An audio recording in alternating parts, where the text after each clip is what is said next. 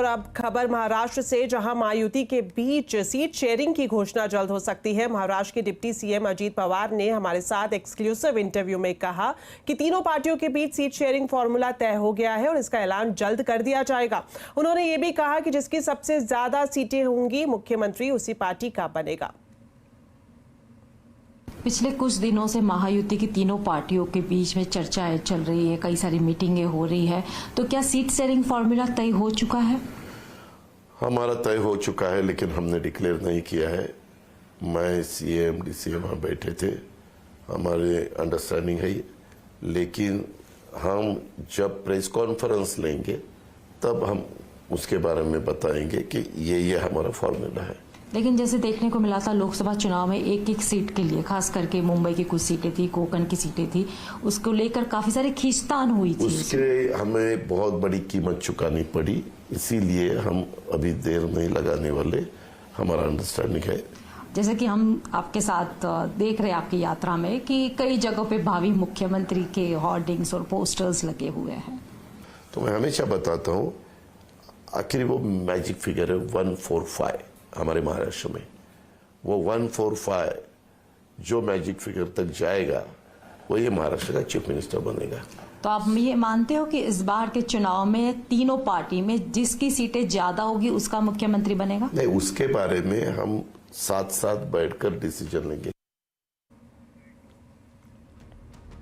तो महाराष्ट्र में विधानसभा चुनाव से पहले महायुति और महाविकास आघाड़ी में काफी सियासी हलचल चल रही है। महाराष्ट्र की राजनीति में आखिर चल क्या रहा है, आज आवाज अड्डा में इसी पर करेंगे बड़ी चर्चा, शाम 7:57 पर।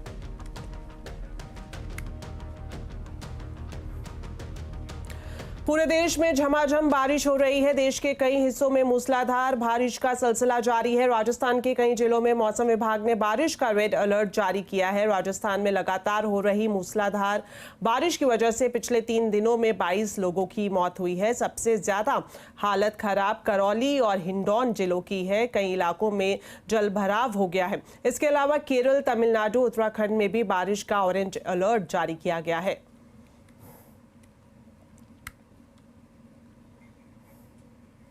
15 अगस्त के मौके पर कश्मीर से कन्याकुमारी तक तिरंगे की जबरदस्त मांग है। स्थिति ये है कि झंडे की बढ़ती हुई मांग को पूरा करने के लिए लेबर 3 शिफ्ट्स में काम कर रही है।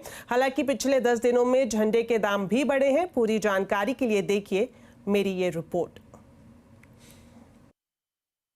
हर घर तिरंगा अभियान की शुरुआत हो चुकी है, क्योंकि अब 15 अगस्त कुछ ही दिन दूर है और ऐसे में देश भर में ये अभियान जोर पकड़ता हुआ दिखाई दे रहा है। और इस वक्त मैं मौजूद हूँ सदर बाजार में, जहां पर 24/7 राष्ट्रीय ध्वज बनाने का काम चल रहा है। हर घर तिरंगा अभियान की वजह से कितना ऑर्डर अब बढ़ गया है? मैडम, ऑर्डर तो इतना बड़ा हुआ है जो हम तैयार नहीं कर पा रहे हैं। रात दिन 3 शिफ्टों में काम कर रहे हैं इस बार।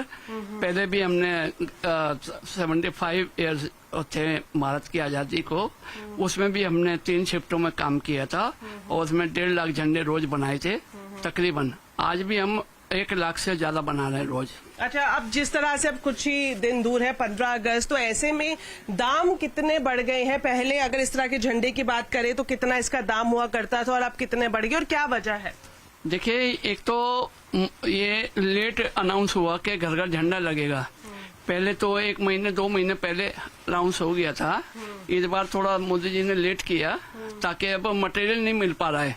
पीछे से मटेरियल महंगा हो गया है, इधर सिलाई नहीं हो पा रही है, तो लेबर को पैसे ज्यादा देने पड़ रहे हैं, इसलिए 1-2 रुपए का फर्क आया है।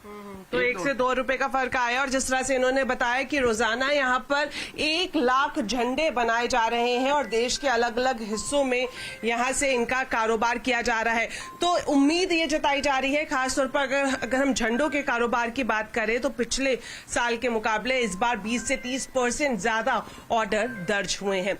दीपाली नंदा, दिल्ली। पेरिस ओलंपिक में ब्रॉन्ज जीतने के बाद भारतीय हॉकी टीम आज भारत लौट चुकी है। भारतीय हॉकी टीम का एयरपोर्ट पर शानदार स्वागत हुआ। फैंस ने ढोल नगाड़े बजाकर पूरी टीम का भव्य स्वागत किया।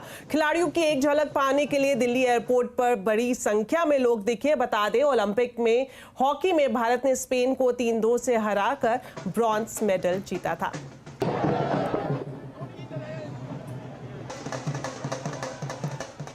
चलिए अब आपको बताते हैं आज के कंज्यूमर अड्डा के टॉपिक के बारे में। प्रोसेस्ड फूड हमारी सेहत के लिए नुकसानदेह है, तो क्या होना चाहिए हमारे खाने की थाली में, जानने के लिए जरूर देखिए कंज्यूमर अड्डा शाम 5:57 पर।